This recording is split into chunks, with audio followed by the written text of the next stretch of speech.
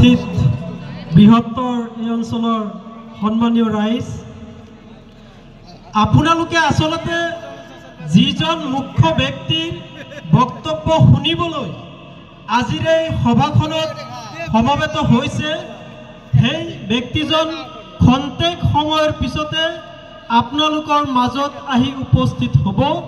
তেখেতে ইতিমধ্যে বিলাসীপাৰাত আহিছে, বিলাসীপাৰা সাৰ্কিট হাউচত আছে আৰু তেখেতক আদৰি আনিবলৈ ইয়াৰ পৰা আমাৰ ছাত্ৰ যুৱ বন্ধুসকল গৈছে। গতিকে খন্তেক সময়ৰ ভিতৰতে তেখেতে আপোনালোকৰ মাজত আহিব আৰু আপোনালোকৰ সন্মুখত তেখেতৰ মূল্যৱান বক্তব্য প্ৰদান কৰাৰ লগতে আপোনালোকৰ লগত তেখেতে মত বিনিময় কৰিব। মই বক্তব্য দিব খোজা নাই, কিন্তু আমাৰ ৰাইজৰ দলৰ সন্মানীয় সভাপতি তথা আজিৰ এই সভাখনৰ মুখ্য অতিথি আমাৰ সকলোৰে অতি আদৰৰ অতি প্ৰিয় কৃষক নেতা অখিল গগৈ ডাঙৰীয়া আহি পোৱাৰ আগ পৰ্যন্ত আপোনালোকৰ লগত ময়ো কিছু কথা মত বিনিময় কৰিব খুজিছোঁ। কিন্তু তাৰ আগতে এই সভাস্থলীত আহিও যিসকল সন্মানীয় ৰাইজে তেখেতসকলৰ নিজৰ নিজৰ আসন এতিয়ালৈকে গ্ৰহণ কৰা নাই, তেখেতসকলক বিনম্ৰভাৱে অনুৰোধ কৰিছোঁ যে তেখেতসকলে নিজৰ নিজৰ আসন যেন গ্ৰহণ কৰে। বিনম্ৰভাৱে অনুৰোধ গ্ৰহণ কৰিছোঁ। আশা কৰিছোঁ আমাৰ অনুৰোধ গ্ৰহণ কৰি আপোনালোকে নিজৰ নিজৰ আসন গ্ৰহণ কৰিব। আপোনালোকে বহুতেই নিশ্চয় জানে, আজিৰ পৰা প্ৰায় 5-7 বছৰ পূৰ্বে কৃষক নেতা অখিল গগৈ ডাঙৰীয়া আপোনালোকৰ এই খেলপথাৰতে আহি এটা বিশাল সমাৱেশ কিন্তু সফলভাৱে অনুষ্ঠিত কৰি গৈছিলে। যিসকল ৰাইজে সেই সভাখনত উপস্থিত আছিলে তেখেতসকলৰ নিশ্চয় মনত আছে। সেই সময়ত আমাৰ ৰাইজৰ দল নামৰ কোনো ৰাজনৈতিক দল গঠন হোৱা নাছিলে। সেই সময়ত আমাৰ কৃষক মুক্তি সংগ্ৰাম সমিতি আছিলে, আমাৰ ছাত্ৰ মুক্তি সংগ্ৰাম সমিতি আছিলে। আমাৰ কৃষক মুক্তি সংগ্ৰাম সমিতিৰ জৰিয়তে, আমাৰ ছাত্ৰ মুক্তি সংগ্ৰাম সমিতিৰ জৰিয়তে আমি অসমৰ ইমূৰৰ পৰা সিমূৰলৈ আমাৰ অসমৰ জনগণৰ যিবিলাক মৌলিক সমস্যা আছে, সেই মৌলিক সমস্যাবিলাকক লৈ আমি জনসাধাৰণৰ মাজত জাগৰণ সৃষ্টি কৰি জনগণক সংগঠিত কৰি সেইবিলাক সমাধানৰ কাৰণে আমি ধাৰাবাহিকভাৱে আন্দোলনৰ কাৰ্যসূচী গ্ৰহণ কৰিছিলোঁ। ছাত্ৰ আৰু যুৱ সমাজৰ সমস্যাবিলাক সঠিক ৰূপত তুলি ধৰি ছাত্ৰ আৰু যুৱ সমাজৰ মাজত সজাগতা সৃষ্টি কৰি সেই সমস্যাবিলাক সমাধানৰ কাৰণে আমি ধাৰাবাহিকভাৱে আন্দোলনৰ কাৰ্যসূচী গ্ৰহণ কৰিছিলোঁ। আমি কৃষকসকলৰ সমস্যা সমাধানৰ কাৰণে, আমি মহিলাসকলৰ সমস্যা সমাধানৰ কাৰণে আমাৰ যিবিলাক জ্বলন্ত সমস্যা, বান আৰু গৰাখহনীয়াৰ সমস্যা, বান আৰু গৰাখহনীয়াত ক্ষতিগ্ৰস্ত হোৱা লোকসকলৰ পুনৰ সংস্থাপনৰ সমস্যা, চৰ চাপৰিৰ লোকসকলৰ মাটিৰ পট্টাৰ সমস্যা, দুৰ্নীতি অনিয়মৰ বিৰুদ্ধে জেহাদ ঘোষণা কৰি কৃষক নেতা অখিল গগৈ ডাঙৰীয়াৰ নেতৃত্বত সেই 2005 চনৰ পৰাই সমগ্ৰ অসমতে আপোচহীনভাৱে এক বিৰাট ডাঙৰ গণ আন্দোলন অনুষ্ঠিত হৈ আছে। আপোনালোকে নিশ্চয় এই কথা জানে। সেই গণ আন্দোলনৰ অংশস্বৰূপে আমি কৃষক মুক্তি সংগ্ৰাম সমিতি, আমি ছাত্ৰ মুক্তি সংগ্ৰাম সমিতিৰ নেতৃত্বত আৰু তেওঁলোকৰ উদ্যোগত এই খেলপথাৰতে আমি বিশাল গণসমাৱেশ এখন আয়োজন কৰিছিলোঁ। আৰু সেই বিশাল গণসমাৱেশখনত আপোনালোকৰ অতি আদৰৰ প্ৰিয় নেতা অখিল গগৈ ডাঙৰীয়া ইয়াৰ পূৰ্বেও আহিছিলে। গতিকে ইয়াৰ পূৰ্বে যে আমি আহিছিলোঁ, আমি আপোনালোকৰ মাজলৈ কোনো ধৰণৰ ৰাজনৈতিক আহ্বান লৈ অহা নাছিলোঁ। আমি আমাৰ অসমৰ জাতি, ধৰ্ম, বৰ্ণ, ভাষা নিৰ্বিশেষে সকলো ৰাইজৰ যিবিলাক মৌলিক সমস্যা, সেই মৌলিক সমস্যা যাতে চৰকাৰে সমাধান কৰিবলৈ পদক্ষেপ গ্ৰহণ কৰে, তাৰ কাৰণে চৰকাৰৰ ওচৰত দাবী জনাবলৈ, তাৰ কাৰণে চৰকাৰৰ ওচৰত হুংকাৰ প্ৰদান কৰিবলৈ আপোনালোকৰ ইয়াতো আমি ডাঙৰ গণসমাৱেশ অনুষ্ঠিত কৰিছিলোঁ। কিন্তু আজি আমি সম্পূৰ্ণভাৱে এক ৰাজনৈতিক আহ্বান লৈ আপোনালোকৰ মাজলৈ আহিছোঁ। আপোনালোকৰ মাজলৈ ৰাইজৰ দলৰ সন্মানীয় সভাপতি অখিল গগৈ ডাঙৰীয়া আহিছে, ৰাইজৰ দলৰ সন্মানীয় সাধাৰণ সম্পাদক তথা আমচুৰ এই সময়ৰ প্ৰাক্তন সভাপতি, অসমৰ সংখ্যালঘু জনগণৰ এক বলিষ্ঠ কণ্ঠ আজিজুৰ ৰহমান ডাঙৰীয়া আহিছে।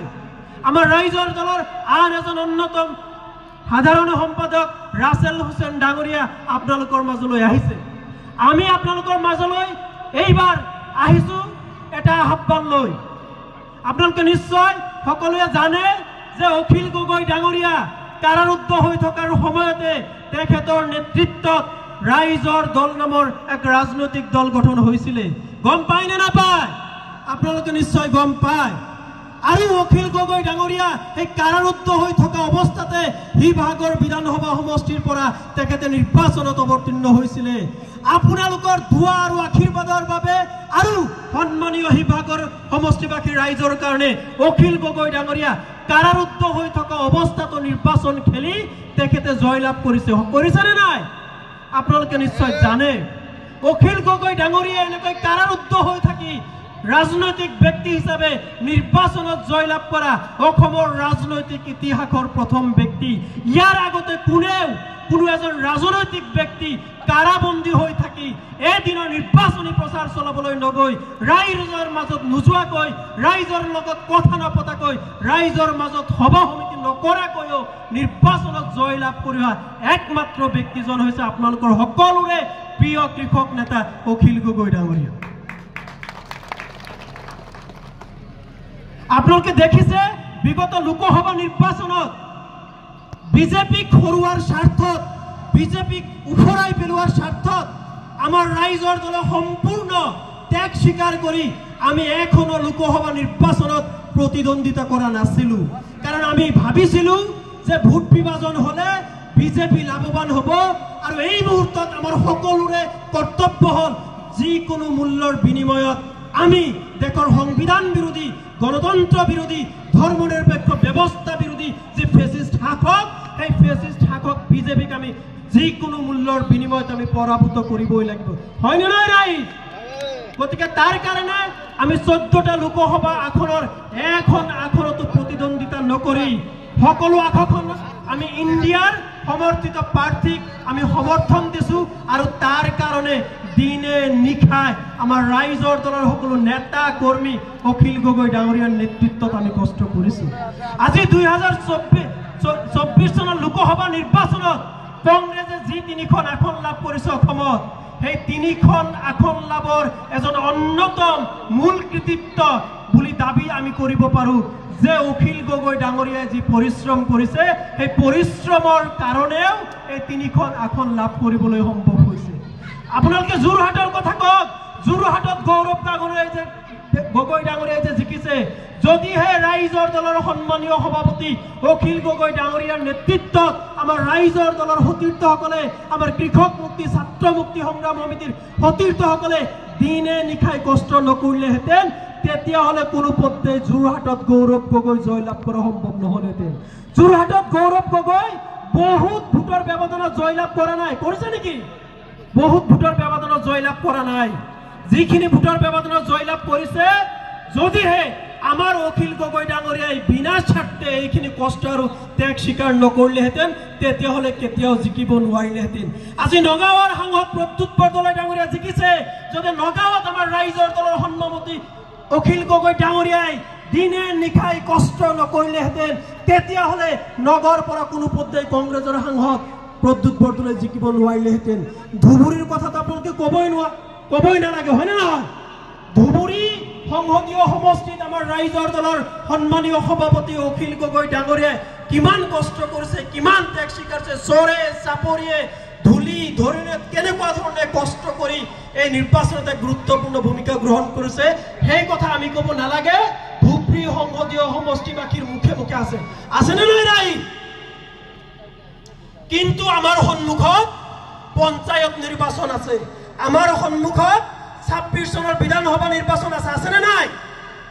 গতিকে আজি আমি আপোনালোকৰ মাজলৈ আহিছো এটা বিশেষ ৰাজনৈতিক আহ্বান লৈ।